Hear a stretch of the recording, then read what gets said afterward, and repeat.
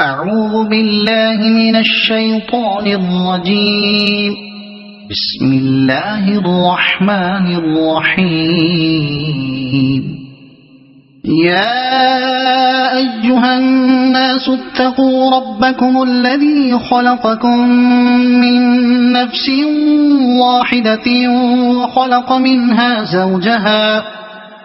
وخلق منها زوجها وبث منهما رجالا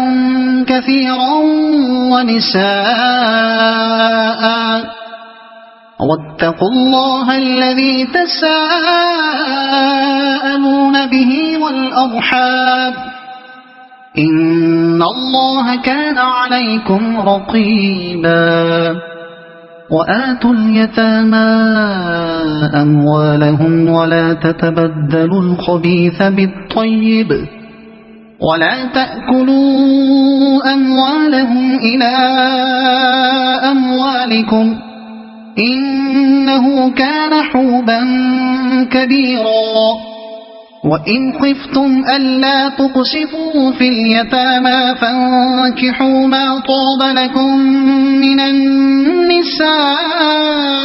مثنى وثلاث ورباع، فإن خفتم ألا تعدلوا فواحدة أو ما ملكت أيمانكم ذلك أدنى ألا تعودوا. وآتوا النساء صدقاتهن نحلة فإن طبن لكم عن شيء منه نفسا فكلوه هنيئا مريئا. ولا تؤتوا السفهاء أموالكم التي جعل الله لكم قياما وارزقوهم فيها واكسوهم وقولوا لهم قولا معروفا. وابتلوا اليتامى حتى إذا بلغوا النكاح فإن آنستم منهم رشدا فادفعوا إليهم أموالهم ولا تأكلوها إسرافا وبدارا أن يكبروا. ومن كان غنيا فليستعفف ومن كان فقيرا فليأكل بالمعروف. فإذا دفعتم إليهم أموالهم فأشهدوا عليهم وكفى بالله حسيبا. للرجال نصيب مما ترك الوالدان والأقربون وللنساء نصيب مما ترك الوالدان والأقربون مما قل منه أو كثر نصيبا مفروضا. وإذا حضر القسمة أولو القربى واليتامى والمساكين فارزقوهم منه وقولوا لهم قولا معروفا. وليخشى الذين لو تركوا من خلفهم ذرية ضعافا خافوا عليهم فليتقوا الله وليقولوا قولا سديدا. إن الذين يأكلون أموال اليتامى ظلما إنما يأكلون في بطونهم نارا وسيصلون سعيرا. يوصيكم الله في أولادكم للذكر مثل حظ الأنثيين فإن كن نساء فوق 2 فلهن ثلثا ما ترك وإن كانت واحدة فلها النصف ولأبويه لكل واحد منهما السدس مما ترك إن كان له ولد فإن لم يكن له ولد وورثه أبواه فلأمه الثلث، فإن كان له إخوة فلأمه السدس من بعد وصية يوصي بها أو دين. آباؤكم وأبناؤكم لا تدرون أيهم أقرب لكم نفعا، فريضة من الله،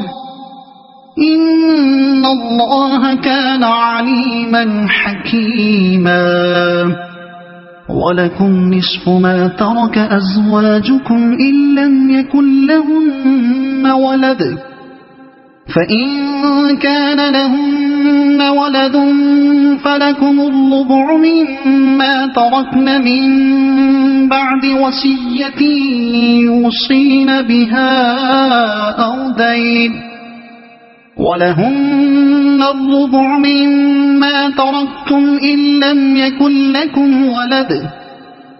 فإن كان لكم ولد فلهن الثمن مما تركتم من بعد وصية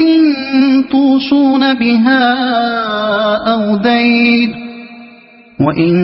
كان رجل يورث كلالة أو امرأة وله أخ أو أخت فلكل واحد منهما السدس، فإن كانوا أكثر من ذلك فهم شركاء في الثلث من بعد وصية يوصى بها أو دين، من بعد وصية يوصى بها أو دين غير مضار، وصية من الله، والله عليم حليم. تلك حدود الله، ومن يطع الله ورسوله يدخله جنات تجري من تحتها الأنهار خالدين فيها، وذلك الفوز العظيم. ومن يعص الله ورسوله ويتعد حدوده يدخله نارا خالدا فيها، وله عذاب مهين. واللاتي يأتين الفاحشة من نسائكم فاستشهدوا عليهن 4 منكم، فإن شهدوا فأمسكوهن في البيوت حتى يتوفاهن الموت أو يجعل الله لهن سبيلا. واللذان يأتيانها منكم فآذوهما، فإن تابا وأصلحا فأعرضوا عنهما، إن الله كان توابا رحيما. إنما التوبة على الله للذين يعملون السوء بجهالة ثم يتوبون من قريب فأولئك يتوب الله عليهم، وكان الله عليما حكيما. وليست التوبة للذين يعملون السيئات حتى إذا حضر أحدهم الموت قال إني تبت الآن، ولا الذين يموتون وهم كفار أولئك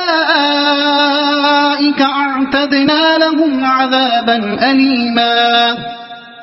يا أيها الذين آمنوا لا يحل لكم أن ترثوا النساء كرها ولا تعضلوهن لتذهبوا ببعض ما آتيتموهن إلا أن يأتين بفاحشة مبينة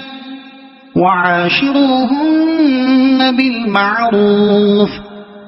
فإن كرهتموهن فعسى أن تكرهوا شيئا ويجعل الله فيه خيرا كثيرا وإن أردتم استبدال زوج مكان زوج وآتيتم إحداهن قنطارا فلا تأخذوا منه شيئا أتأخذونه بهتانا وإثما مبينا وكيف تأخذونه وقد أفضى بعضكم إلى بعض وأخذن منكم ميثاقا غليظا ولا تنكحوا ما نكح آباؤكم من النساء إلا ما قد سلف إنه كان فاحشة ومقتا وساء سبيلا حرمت عليكم أمهاتكم وبناتكم وأخواتكم وعماتكم وخالاتكم وبنات الأخ وبنات الأخت وأمهاتكم اللاتي أرضعنكم وأخواتكم من الرضاعة وأمهات نسائكم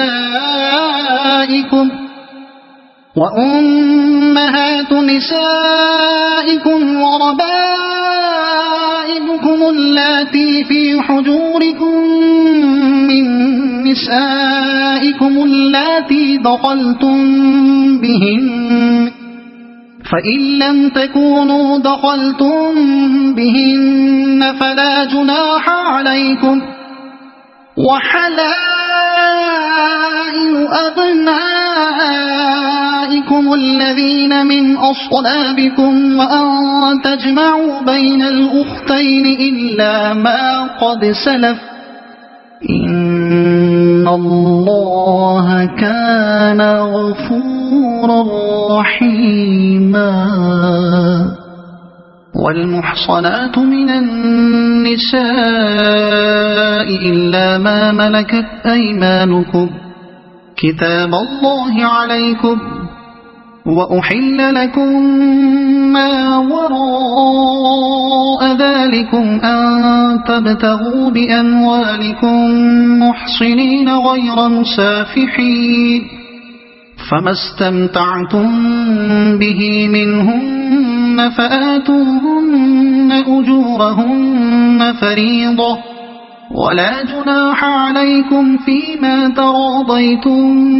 به من بعد الفريضة إن الله كان عليما حكيما ومن لم يستطع منكم طولا أن ينكح المحصنات المؤمنات فمما ملكت أيمانكم من فتياتكم المؤمنات والله أعلم بإيمانكم بعضكم من بعض فانكحوهن بإذن أهلهن وآتوهن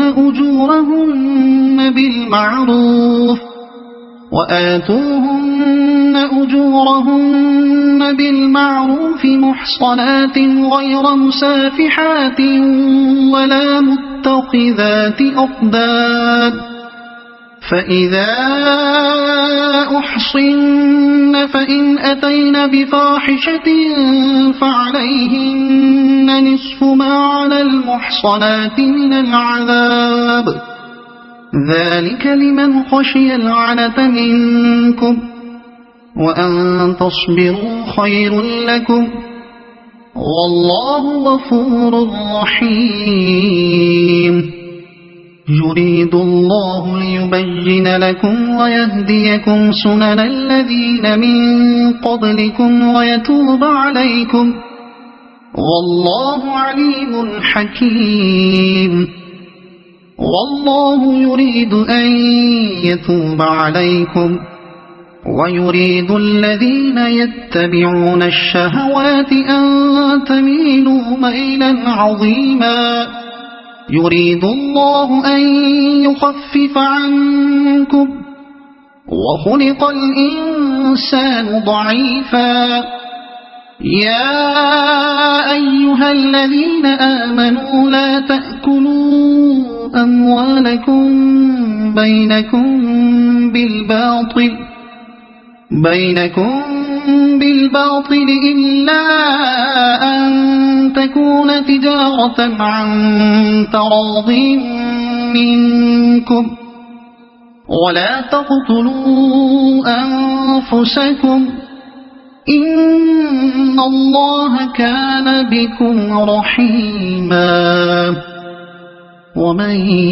يفعل ذلك عدوانا وظلما فسوف نصليه نارا وكان ذلك على الله يسيرا إن تجتنبوا كبائر ما تنهون عنه نكفر عنكم سيئاتكم وندخلكم مدخلا كريما ولا تتمنوا ما فضل الله به بعضكم على بعض للرجال نصيب مما اكتسبوا وللنساء نصيب مما اكتسبوا واسألوا الله من فضله إن الله كان بكل شيء عليما ولكل جعلنا موالي مما ترك الوالدان والأقربون والذين عقدت أيمانكم فآتوهم نصيبهم إن الله كان على كل شيء شهيدا الرجال قوامون على النساء بما فضل الله بعضهم على بعض وبما أنفقوا من أموالهم فالصالحات قانتات حافظات للغيب بما حفظ الله واللاتي تخافون نشوزهن فعظوهن واهجروهن في المضاجع واضربوهن فإن أطعنكم فلا تبغوا عليهن سبيلا إن الله كان عليا كبيرا وإن خفتم شقاق بينهما فبعثوا حكما من أهله وحكما من أهلها إن يريدا إصلاحا يوفق الله بينهما إن الله كان عليما خبيرا واعبدوا الله ولا تشركوا به شيئا وبالوالدين إحسانا وبذي القربى واليتامى والمساكين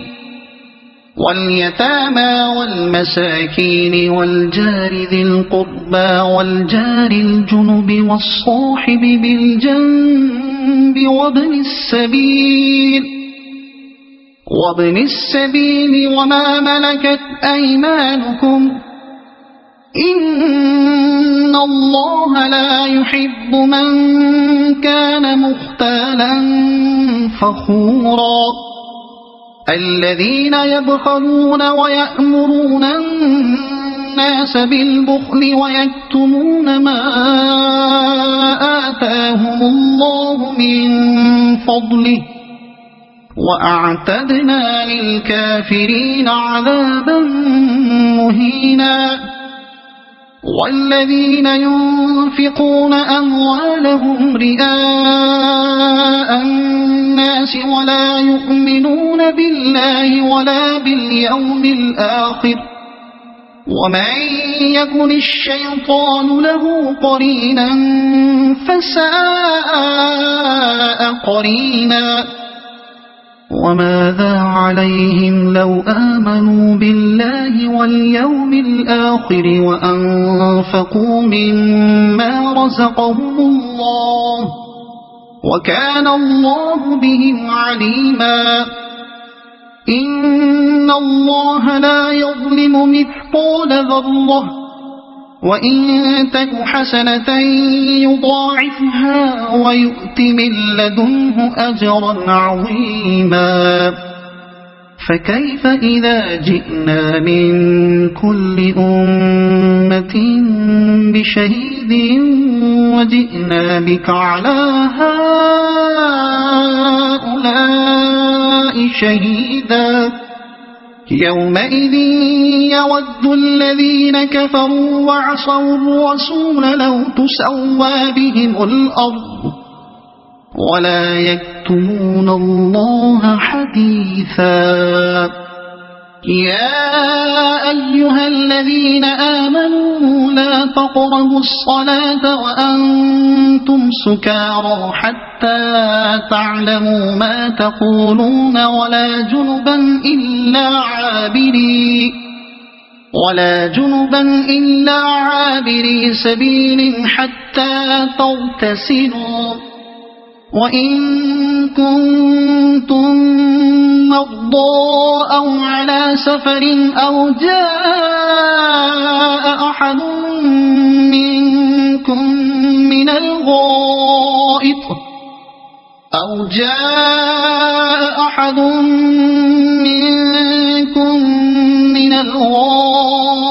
أو لامستم النساء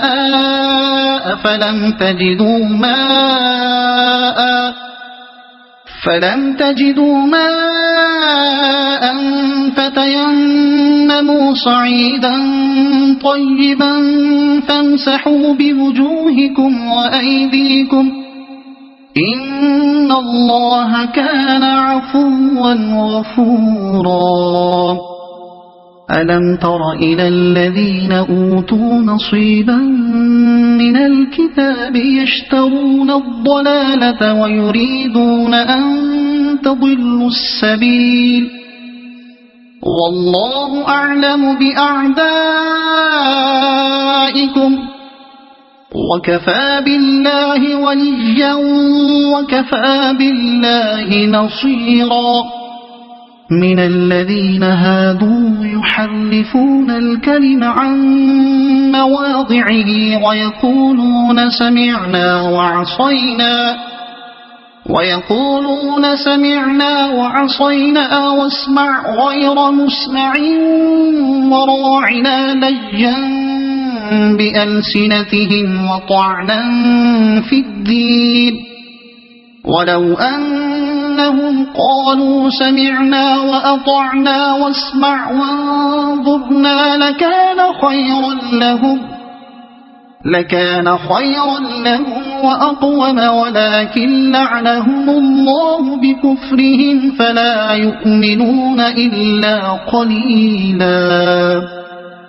يا أيها الذين أوتوا الكتاب آمنوا بما نزلنا مصدقا لما معكم من قبل أن نطمس وجوها فنردها على أدبارها أو نلعنهم كما لعنا أصحاب السبت وكان أمر الله مفعولا إن الله لا يغفر أن يشرك به ويغفر ما دون ذلك لمن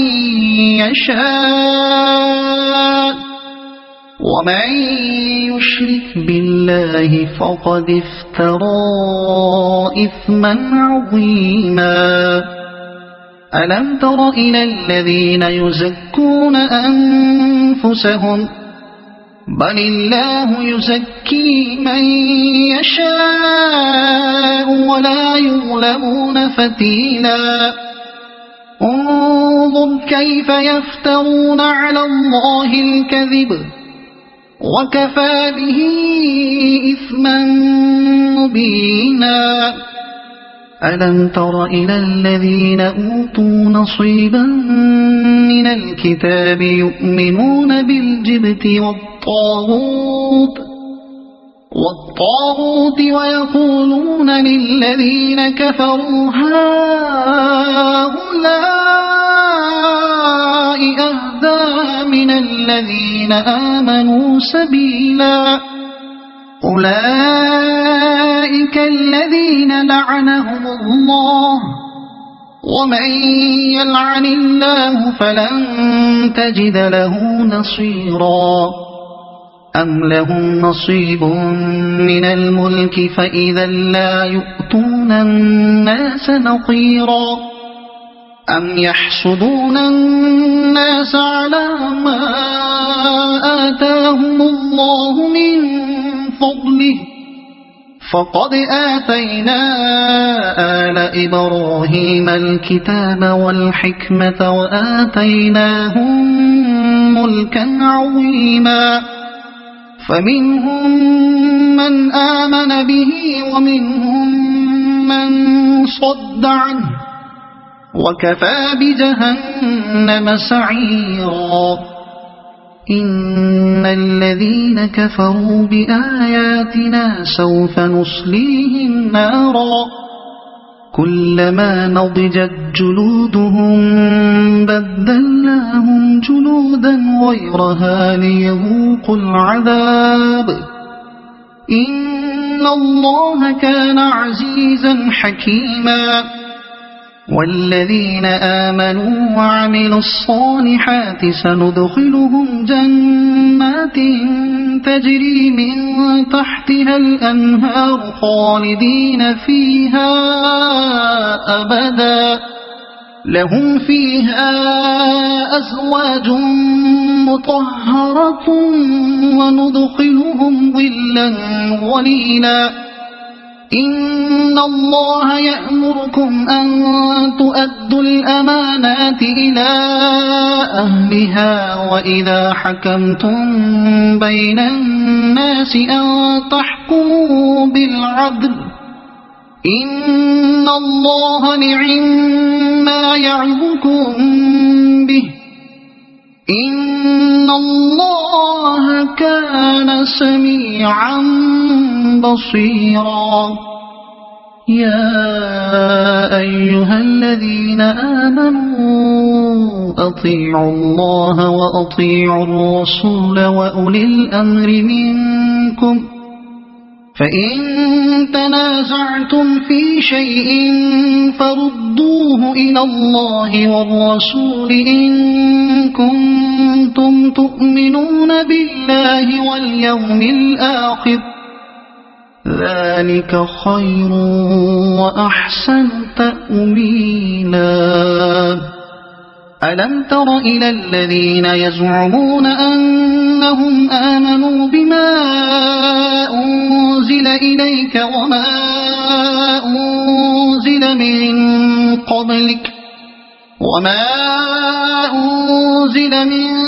قبلك يريدون أن يتحاكموا إلى الطاغوت وقد أمروا أن يكفروا به ويريد الشيطان أن يضلهم ضلالا بعيدا وإذا قيل لهم تعالوا إلى ما أنزل الله وإلى الرسول رأيت المنافقين يصدون عنك صدودا فكيف إذا أصابتهم مصيبة بما قدمت أيديهم ثم جاءوك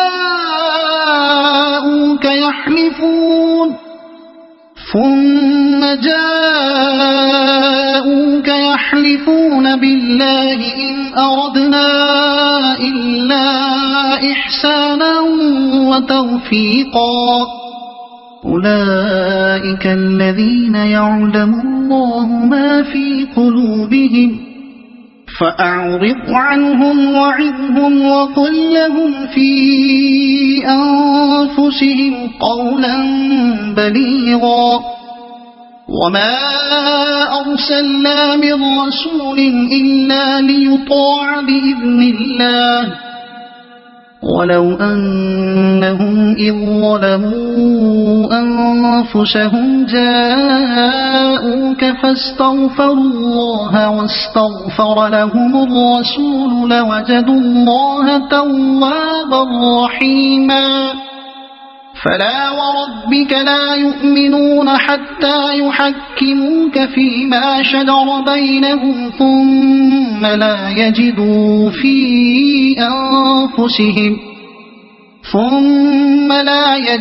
في أنفسهم حرجا مما قضيت ويسلموا تسليما ولو أنا كتبنا عليهم أن اقتلوا أنفسكم أو اخرجوا من دياركم ما فعلوه إلا قليل منهم ولو أنهم فعلوا ما يوعظون به لكان خيرا لهم وأشد تثبيتا وإذا لآتيناهم من لدنا أجرا عظيما ولهديناهم صراطا مستقيما ومن يطع الله والرسول فأولئك مع الذين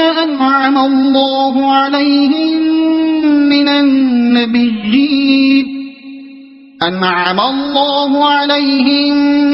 من النبيين والصديقين والشهداء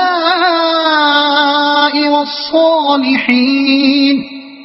وحسن أولئك رفيقا ذلك الفضل من الله وكفى بالله عليما يا أيها الذين آمنوا خذوا حذركم فانفروا ثبات أو انفروا جميعا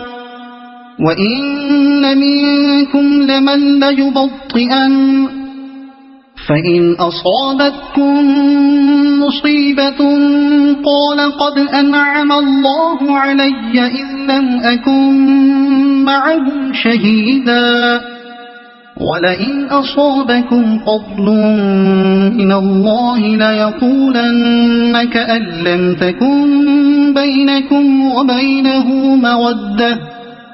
كأن لم تكن بينكم وبينه مودة يا ليتني كنت معهم فأفوز فوزا عظيما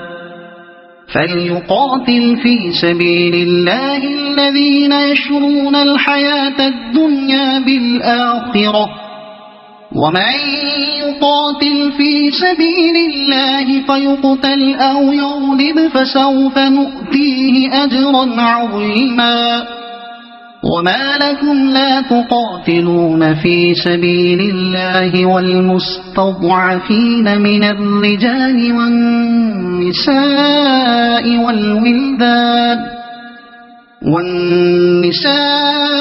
والولدان الذين يقولون ربنا أخرجنا من هذه القرية الظالم أهلها واجعل لنا من لدنك وليا واجعل لنا من لدنك نصيرا الذين آمنوا يقاتلون في سبيل الله والذين كفروا يقاتلون في سبيل الطاغوت فقاتلوا أولياء الشيطان إن كيد الشيطان كان ضعيفا ألم تر إلى الذين قيل لهم كفوا أيديكم وأقيموا الصلاة وآتوا الزكاة فلما كتب عليهم القتال إذا فريق منهم يخشون الناس كخشية الله أو أشد خشية وقالوا ربنا لم كتبت علينا القتال لولا أخرتنا إلى أجل قريب قل متاع الدنيا قليل والآخرة خير لمن اتقى ولا تظلمون فتيلا أينما تكونوا يدرككم الموت ولو كنتم في بروج مشيدة وإن تصبهم حسنة يقولوا هذه من عند الله وإن تصبهم سيئة يقولوا هذه من عندك قل كل من عند الله فما لهؤلاء القوم لا يكادون يفقهون حديثا ما أصابك من حسنة فمن الله وما أصابك من سيئة فمن نفسك وأرسلناك للناس رسولا وكفى بالله شهيدا من يطع الرسول فقد أطاع الله ومن تولى فما أرسلناك عليهم حفيظا ويقولون طاعة فإذا برزوا من عندك بيت طائفة منهم غير الذي تقول والله يكتب ما يبيتون فأعرض عنهم وتوكل على الله وكفى بالله وكيلا أفلا يتدبرون القرآن ولو كان من عند غير الله لوجدوا فيه اختلافا كثيرا وإذا جاءهم أمر من الأمن أو الخوف أذاعوا به ولو ردوه إلى الرسول وإلى أولي الأمر منهم لعلمه الذين يستنبطونه منهم ولولا فضل الله عليكم ورحمته لاتبعتم الشيطان إلا قليلا فقاتل في سبيل الله لا تكلف إلا نفسك وحرض المؤمنين عسى الله أن يكف بأس الذين كفروا والله أشد بأسا وأشد تنكيلا من يشفع شفاعة حسنة يكن له نصيب منها ومن يشفع شفاعة سيئة يكن له كفل منها وكان الله على كل شيء مقيتا وإذا حييتم بتحية فحيوا بأحسن منها أو ردوها إن الله كان على كل شيء حسيبا الله لا إله إلا هو ليجمعنكم إلى يوم القيامة لا ريب فيه ومن أصدق من الله حديثا فما لكم في المنافقين فئتين والله أركسهم بما كسبوا أتريدون أن تهدوا من أضل الله ومن يضلل الله فلن تجد له سبيلا ودوا لو تكفرون كما كفروا فتكونون سواء فلا تتخذوا منهم أولياء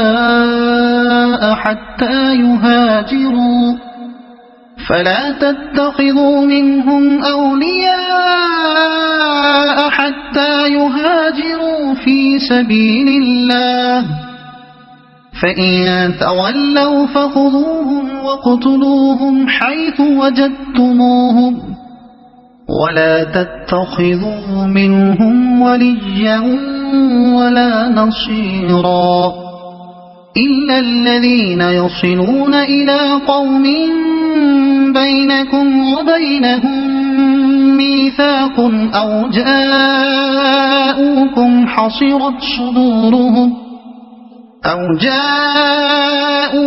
حصرت صدورهم أن يقاتلوكم أو يقاتلوا قومهم ولو شاء الله لسلطهم عليكم فلقاتلوكم فإن اعتزلوكم فلم يقاتلوكم وألقوا إليكم السلم فما جعل الله لكم عليهم سبيلا ستجدون آخرين يريدون أن يأمنوكم ويأمنوا قومهم كلما ردوا إلى الفتنة أركسوا فيها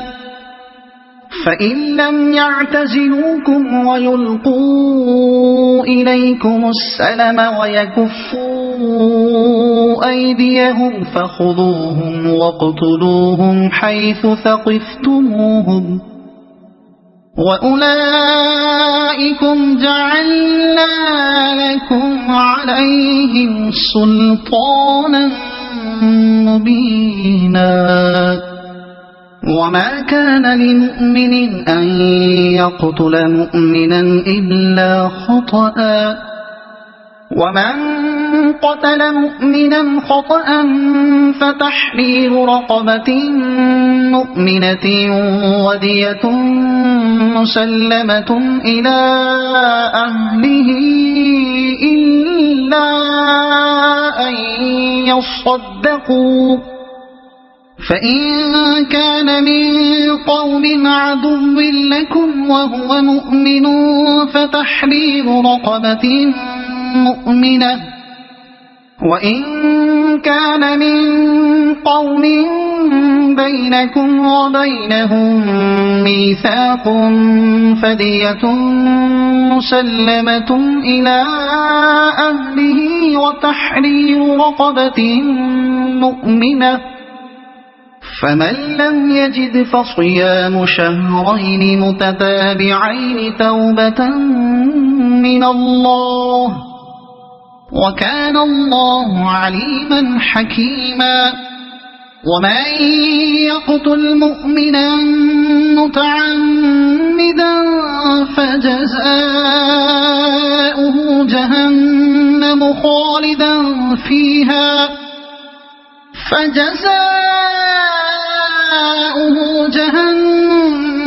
خالدا فيها وغضب الله عليه ولعنه وأعد له عذابا عظيما يا أيها الذين آمنوا إذا ضربتم في سبيل الله فتبينوا ولا تقولوا لمن ألقى إليكم السلام لست مؤمنا تبتغون عرض الحياة الدنيا فعند الله مغانم كثيرة كذلك كنتم من قبل فمن الله عليكم فتبينوا إن الله كان بما تعملون خبيرا لا يستوي القاعدون من المؤمنين غير أولي الضرر والمجاهدون في سبيل الله بأموالهم وأنفسهم فضل الله المجاهدين بأموالهم وأنفسهم على القاعدين درجة وكلا وعد الله الحسنى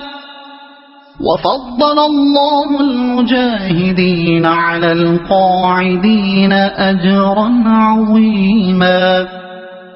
درجات منه ومغفرة ورحمة وكان الله غفورا رحيما إن الذين توفاهم الملائكة ظالمي أنفسهم قالوا فيم كنتم قالوا كنا مستضعفين في الأرض قالوا ألم تكن أرض الله واسعة فتهاجروا فيها فأولئك مأواهم جهنم وساءت مصيرا إلا المستضعفين من الرجال والنساء والولدان لا يستطيعون حيلة ولا يهتدون سبيلا فأولئك عسى الله أن يعفو عنهم وكان الله عفوا غفورا ومن يهاجر في سبيل الله يجد في الأرض مراغما كثيرا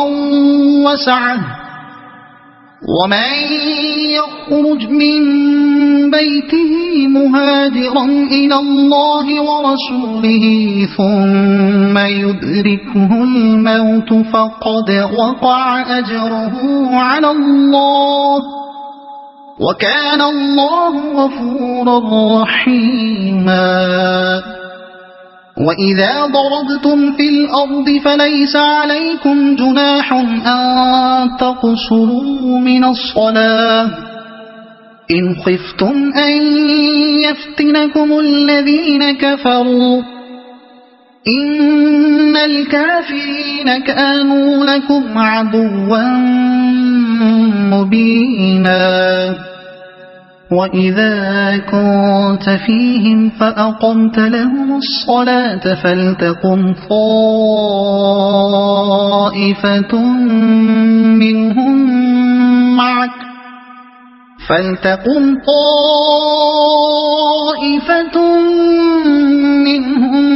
معك وليأخذوا أسلحتهم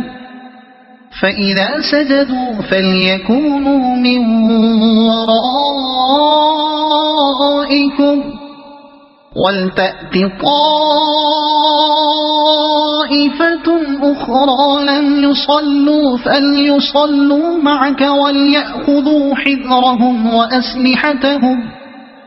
ود الذين كفروا لو تغفلون عن أسلحتكم وأمتعتكم فيميلون عليكم ميلة واحدة ولا جناح عليكم إن كان بكم أذى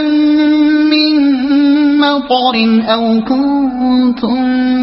مرضى أن تضعوا أسلحتكم وخذوا حذركم إن الله أعد للكافرين عذابا مهينا الله. فإذا قضيتم الصلاة فاذكروا الله قياما وقعودا وعلى جنوبكم، فإذا اطمأننتم فأقيموا الصلاة، إن الصلاة كانت على المؤمنين كتابا موقوتا. ولا تهنوا في ابتغاء القوم، إن تكونوا تألمون فإنهم يألمون كما تألمون، وترجون من الله ما لا يرجون، وكان الله عليما حكيما. إنا أنزلنا إليك الكتاب بالحق لتحكم بين الناس بما أراك الله، ولا تكن للخائنين خصيما، واستغفر الله، إن الله كان غفورا رحيما. ولا تجادل عن الذين يختانون أنفسهم، إن الله لا يحب من كان خوانا أثيما. يستخفون من الناس ولا يستخفون من الله وهو معهم إذ يبيتون ما لا يرضى من القول، وكان الله بما يعملون محيطا. ها أنتم هؤلاء جادلتم عنهم في الحياة الدنيا، فمن يجادل الله عنهم يوم القيامة أم من يكون عليهم وكيلا. ومن يعمل سوءا أو يظلم نفسه ثم يستغفر الله يجد الله غفورا رحيما. ومن يكسب إثما فإنما يكسبه على نفسه، وكان الله عليما حكيما. ومن يكسب خطيئة أو إثما ثم يرم به بريئا فقد احتمل بهتانا وإثما مبينا. ولولا فضل الله عليك ورحمته لهم طائفة منهم أن يضلوك، وما يضلون إلا أنفسهم وما يضرونك من شيء. وأنزل الله عليك الكتاب والحكمة وعلمك ما لم تكن تعلم، وكان فضل الله عليك عظيما. لا خير في كثير من نجواهم إلا من أمر بصدقة أو معروف أو إصلاح بين الناس، ومن يفعل ذلك ابتغاء مرضات الله فسوف نؤتيه أجرا عظيما. ومن يشاقق الرسول من بعد ما تبين له الهدى ويتبع غير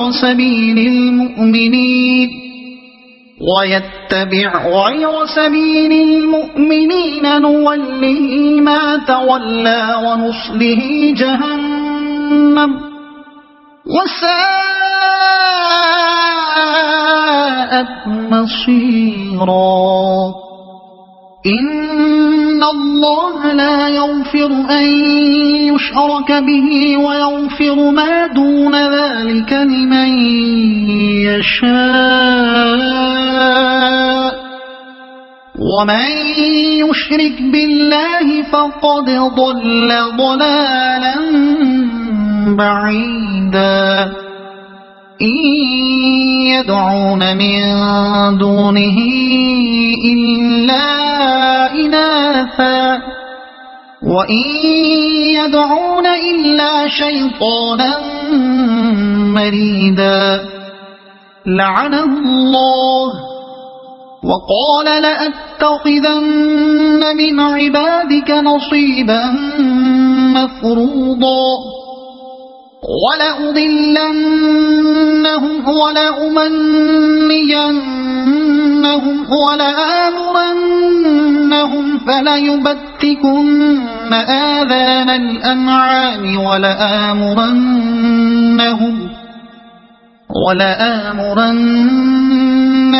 فليغيرن خلق الله ومن يتخذ الشيطان وليا من دون الله فقد خسر خسرانا مبينا يعدهم ويمنيهم وما يعدهم الشيطان إلا غرورا أولئك مأواهم جهنم ولا يجدون عنها محيصا والذين آمنوا وعملوا الصالحات سندخلهم جنات تجري من تحتها الأنهار خالدين فيها أبدا وعد الله حقا ومن أصدق من الله قيلا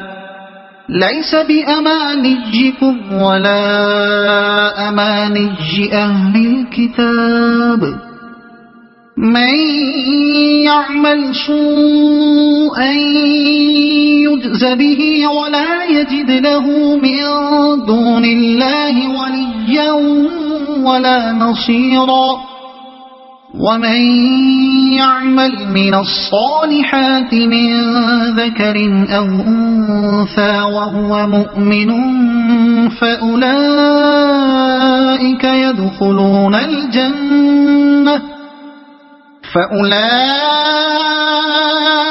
يدخلون الجنة ولا يظلمون نقيرا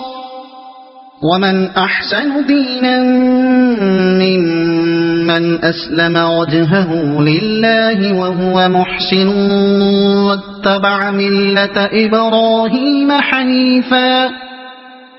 واتخذ الله إبراهيم خليلا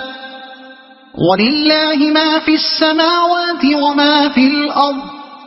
وكان الله بكل شيء محيطا ويستفتونك في النساء قل الله يفتيكم فيهن وما يتلى عليكم في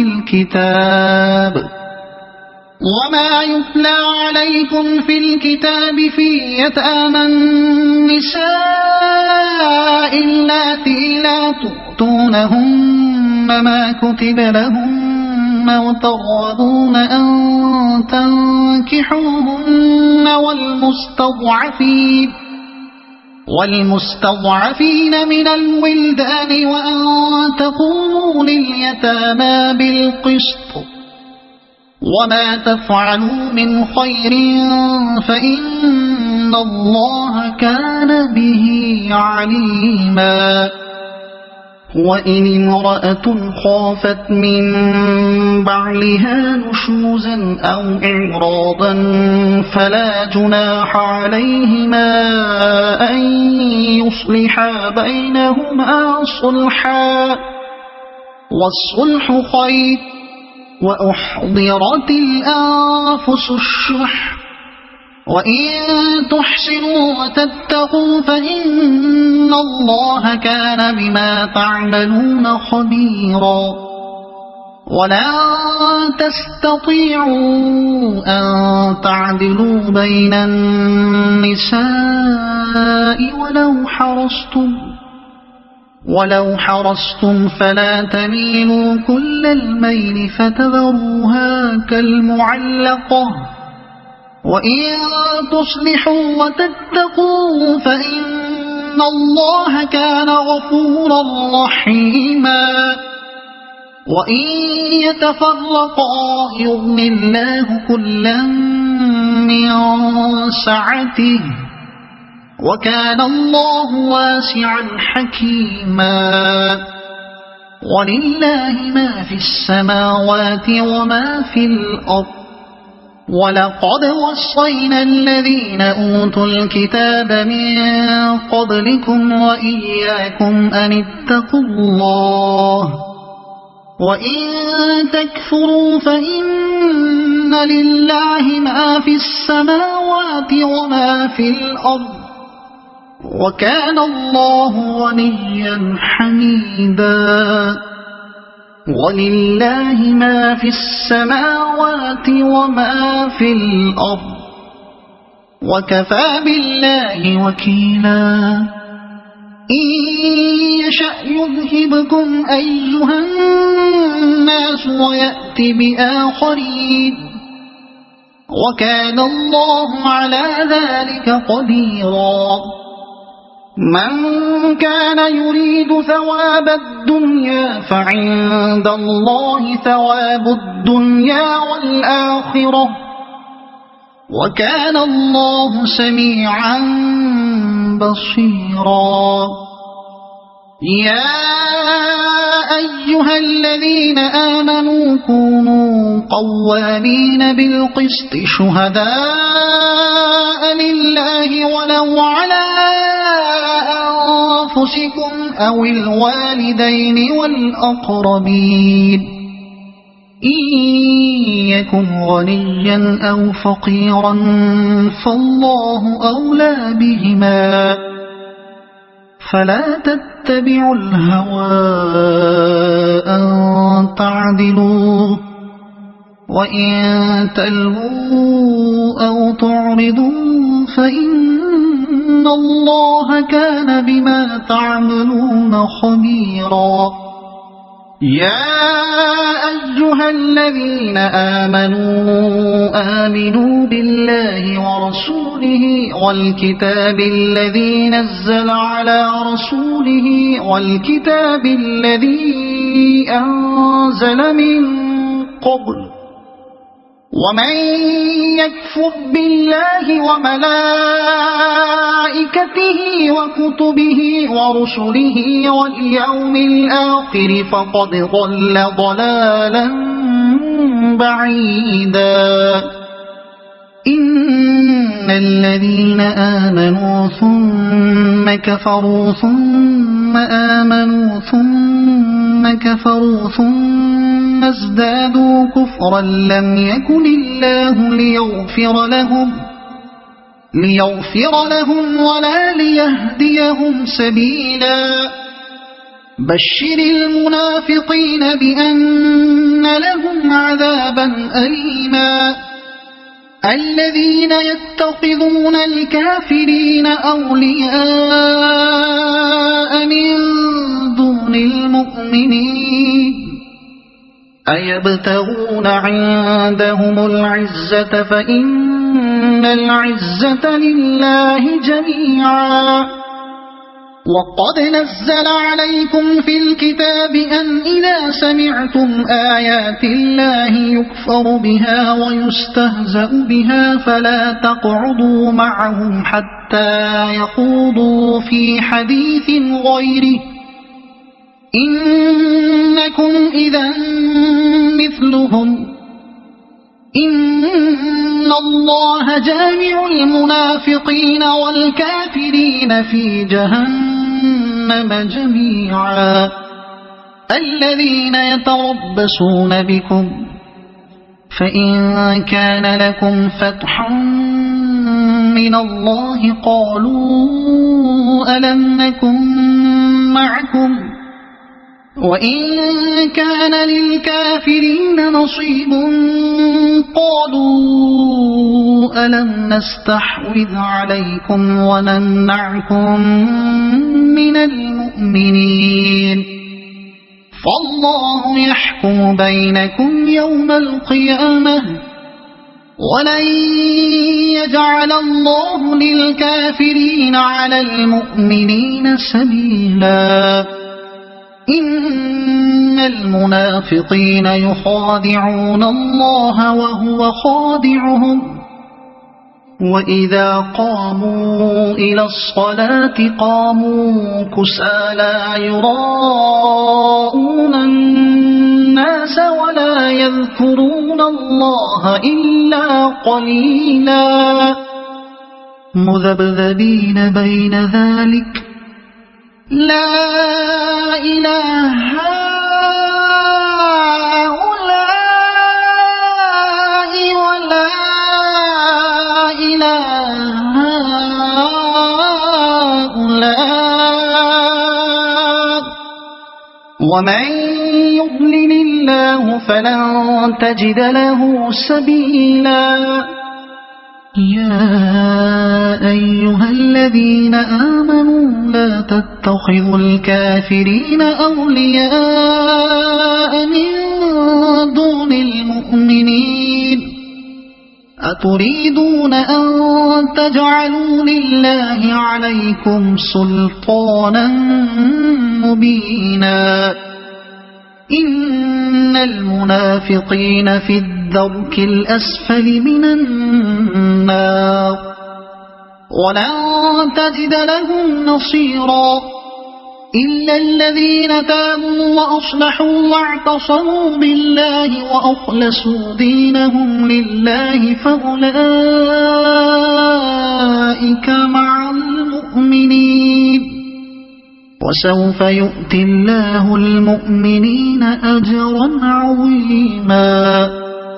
ما يفعل الله بعذابكم إن شكرتم وآمنتم وكان الله شاكرا عليما لا يحب الله الجهر بالسوء من القول إلا من ظلم وكان الله سميعا عليما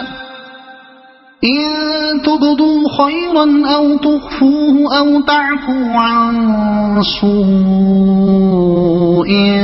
فإن الله كان عفوا قديرا إن الذين يكفرون بالله ورسله ويريدون أن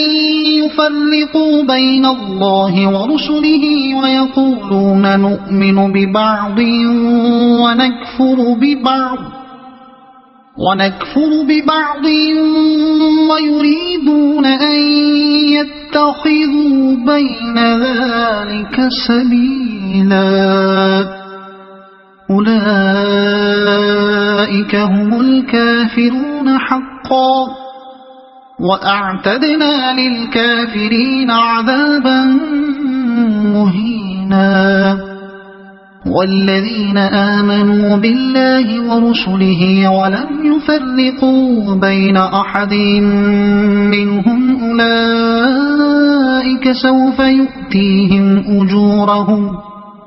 وكان الله غفورا رحيما يسألك أهل الكتاب أن تنزل عليهم كتابا من السماء فقد سألوا موسى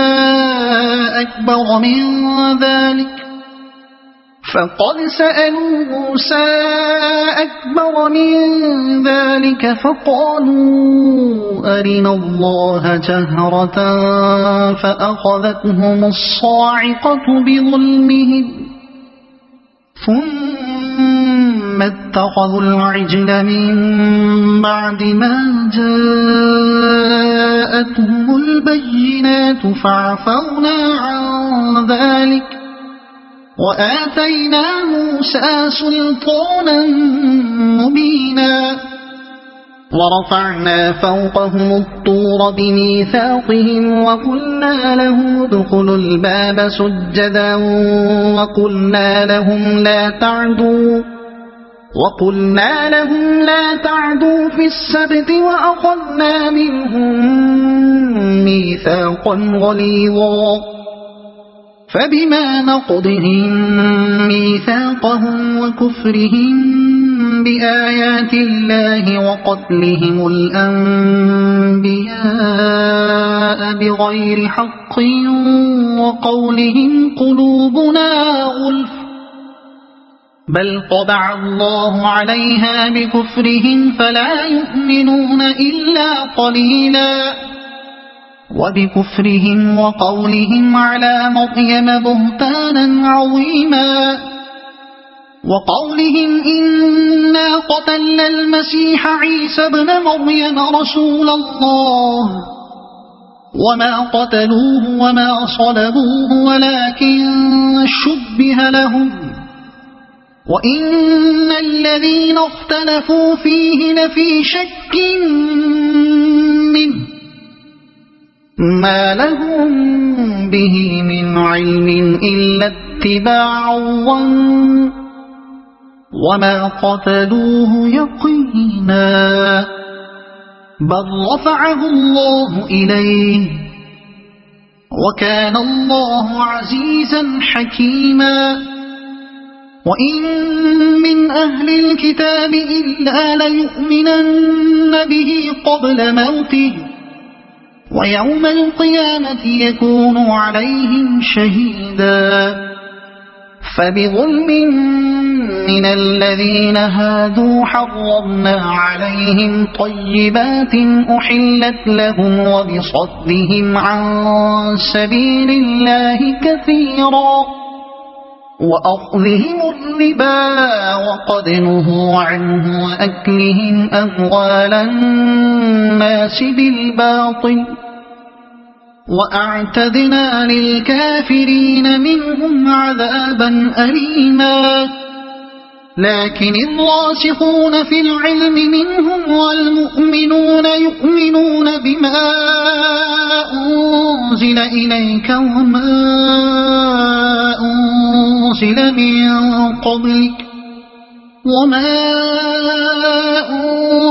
من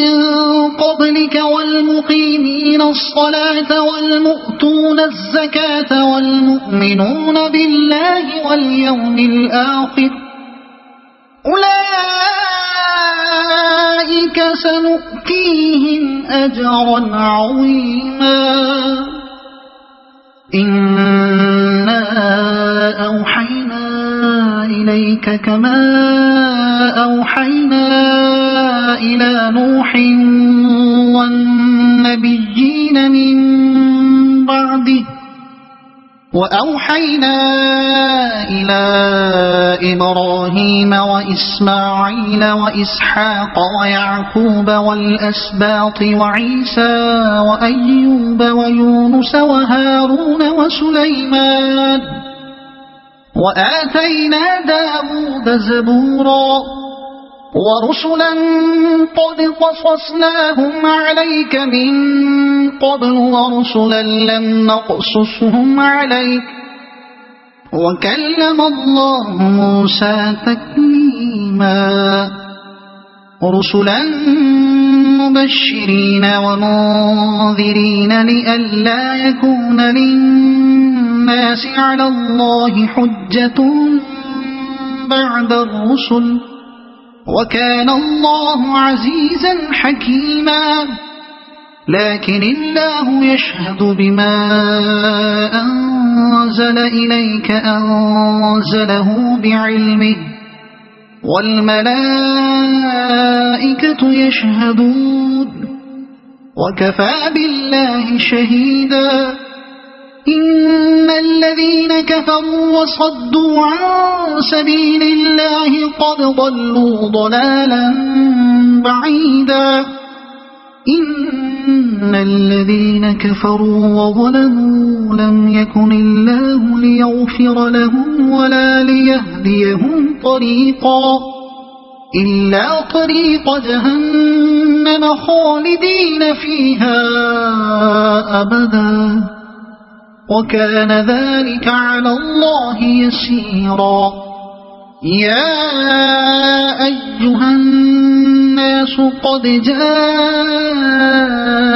الرسول بالحق من ربكم فآمنوا خيرا لكم